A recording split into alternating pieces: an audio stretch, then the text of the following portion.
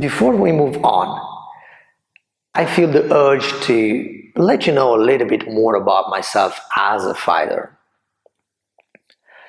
For the first time, I got exposed to capoeira, Brazilian capoeira, and that was back in 2001.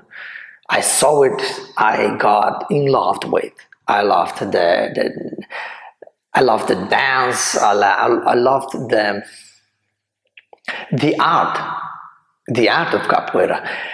Even though I loved capoeira, I wanted to get into more contact, more serious contact. And at the local gym where I was training, there was a gentleman that ended up to be a very good friend of mine and ended up influencing me quite a lot, not in only martial arts but in life in general.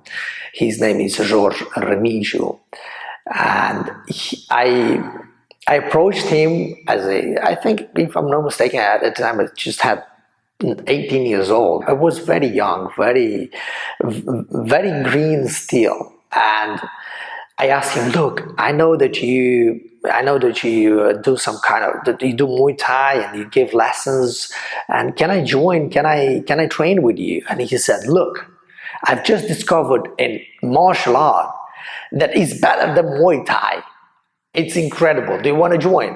So I couldn't say no, right? And it's when I got introduced to Brazilian Jiu-Jitsu. And then that was back in 2004, and I got in love with the art, and I still practice Brazilian Jiu-Jitsu today. Today is 2021. So it's a long way I've gone in practicing Brazilian Jiu-Jitsu.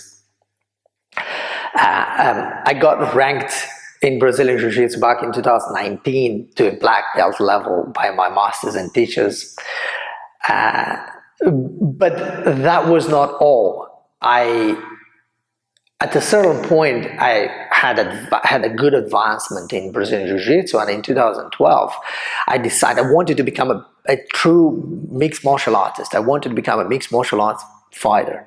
And Jorge told me, at the time, being my teacher, one of my teachers, the other teacher was José Pedro Braz, teacher in Brazilian Jiu-Jitsu, the coach in Brazilian Jiu-Jitsu. And Jorge told me, "Igor, if you want to do MMA, you need to do striking. You need to do good striking." So I started excitingly my journey of a striker and moved to the Netherlands. I thought at the time for a couple of years just to get good at striking, to get into MMA and to become a world champion. That was the dream at the time. It never happened for many, many reasons: injuries, family. And remember, all this happens when I'm actually married. I already have a child. Michaela at the time was a 3 years old child, and in the process in the Netherlands we got another 2 child, and I ended up in the university and with a lot of other things going on besides me learning striking and progressing also as a Brazilian Jiu-Jitsu. Remember that in 2019 I got promoted to a black belt level, and when I started the journey I was a blue belt, a pretty advanced, I would say, blue belt, more to purple belt level, advanced blue belt in Brazilian Jiu-Jitsu. But it still was a long way to black belt level, and all that happened simultaneously. I was doing boxing and boxing competition, and I was doing Brazilian Jiu-Jitsu and Brazilian Jiu-Jitsu competition. And the idea behind was to fund the 2 arts, and to add all the other striking elements needed, all the other grappling elements needed, required in MMA, and become a complete MMA fighter. 2019 was the year for me to become a professionally mixed martial arts, to do my first mixed martial arts professional fight. It didn't come true, but I didn't despair. I knew that other opportunities will be presented, but never really came because of the pandemic and the lack of training and opportunity of training. And it's actually when I came with the idea to develop this course, doing the workouts myself, I started to structure them the way I wanted, because the biggest problem with doing workouts by yourself is actually, and the biggest problem with the lack of motivation is when you have lack of structure.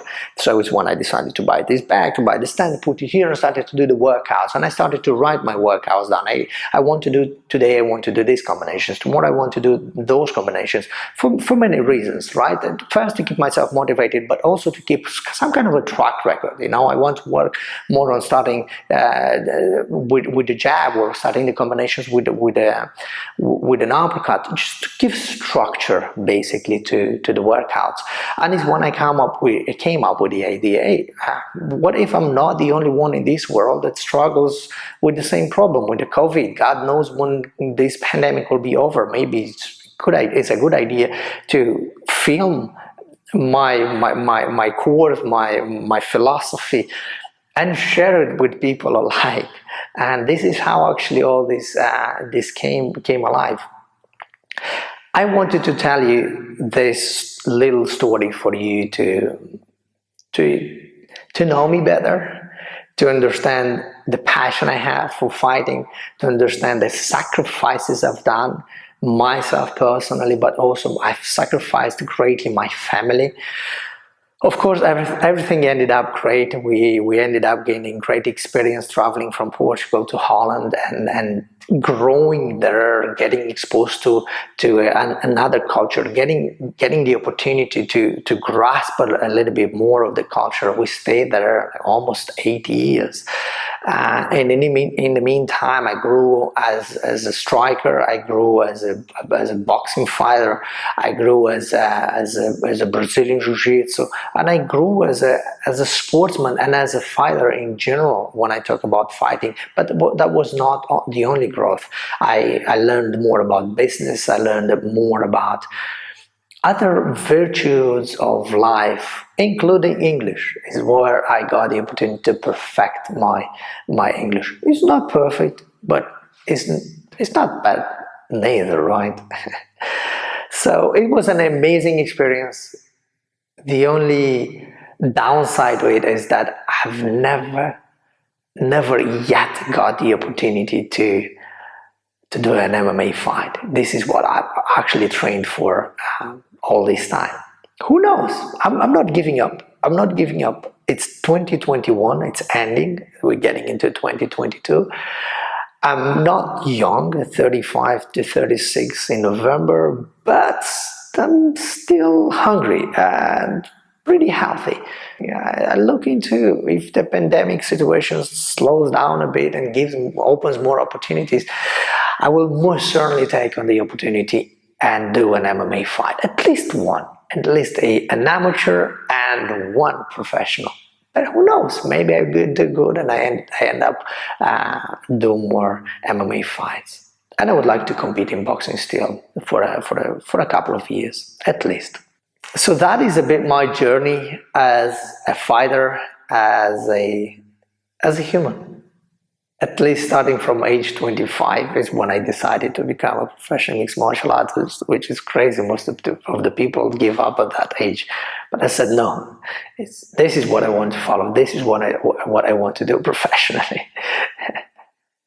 Yeah, so look, if you want something, if you like something, you have to do it, I guess. I think that's the way. And if you do not necessarily succeed in that domain, that fire will keep you alive and will give you powers to do other things in life. So do never give away your dream and passion. This is my philosophy, and I stand for it every single day.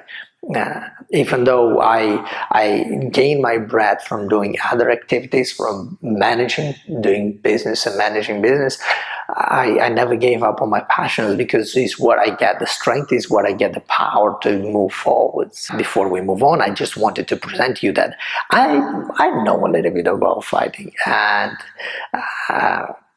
I had the opportunity to be exposed. I have actually been exposed to many different styles as being a curious and open-minded human being.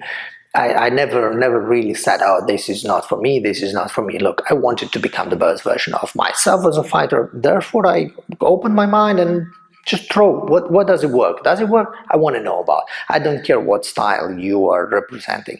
If it's something that works and if something that I can study and I can apply it, I can introduce it, or at least I can become aware of that it can come my way as a fighter, I want to know about. So that was and is still my philosophy as a fighter. However, when it comes to practicing and dedicating my time, I like to be more selective because time is a very scarce resource and we want to invest it as best as we can, right? And balanced, of course. Great. Now let's move into looking at the problem of fighting.